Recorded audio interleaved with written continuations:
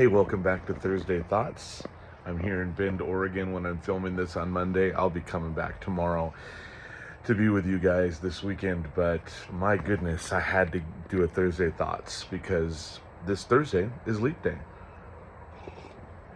And my brother and I were talking, we're at his house, about how when we were younger, when he moved here to Bend with his family of four kids, he and Heather, without a job.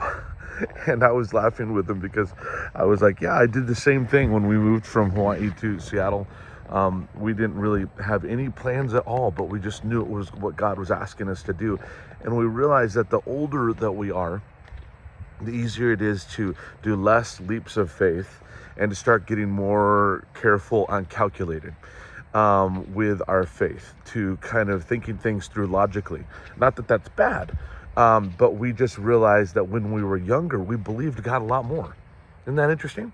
And so I kind of wanted to just leap off of today's reading in Mark 8. I don't think it's a coincidence that Leap Day, this day we get an extra 24 hours more or less than we normally do every 4 years, is a reminder that God is a God of abundance and not scarcity. So in Mark 8, it's about the feeding of the 4,000. And there's only 47 verses between the feeding of the 5,000 with the 5 loaves and 2 fish and the feeding of the 4,000. And both times the disciples are, even though they saw him feed 5,000 with 5 loaves and 2 fish, they still thought, well, we don't have enough food for all these people. So they didn't learn their lesson. They didn't want to take that leap of faith. They didn't want to let go of their 7 loaves of bread. That's all they had. And Jesus is like, hey, put it into my hands, the little bit that you have, and watch what I can do with it. And that's the idea of a leap day. That's the idea of a leap of faith. That's the idea of moving from scarcity, which is this is all I have mindset, to generosity, which is God is all I need mindset. Scarcity to generosity.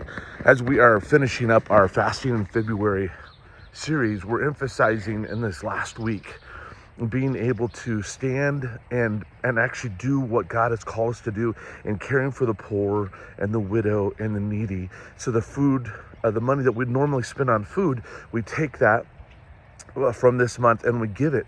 Maybe you want to give it towards our orphanage that we're sponsoring at the Father's House. Maybe you want to give it to as a needy family in your neighborhood or your school.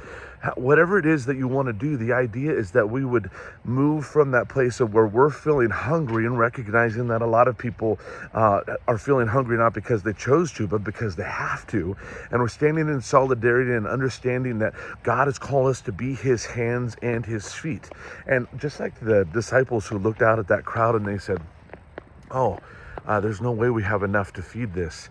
Jesus was pulling from the kingdom supply, which always has more than enough.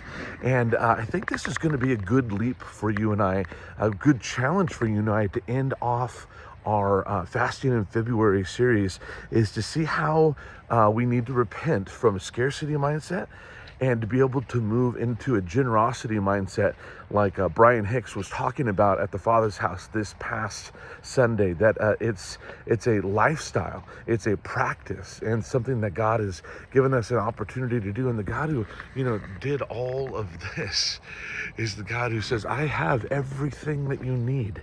So it's not, I only have this, it's God has more than I could ever need, and I want to share it with others. I want to be a conduit of giving and blessing, not a cul-de-sac.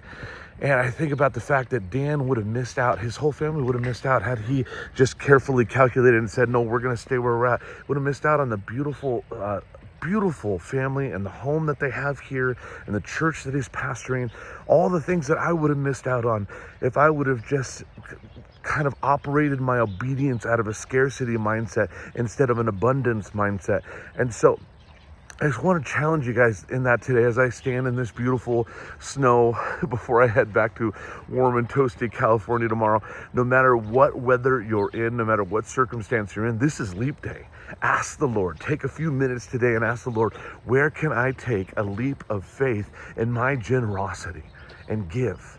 Be a conduit, not a cul-de-sac, of blessing to those around me. All right, I'll see you guys this Sunday. God bless.